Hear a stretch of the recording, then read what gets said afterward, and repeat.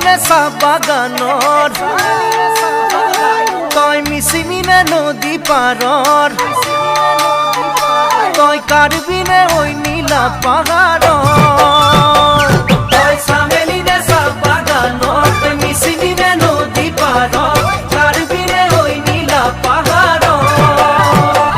তোৰ ৰূপৰে তুলনা নাই মিচিকিয়া হাঁহিটিতে একা বেকা চাৱনিতে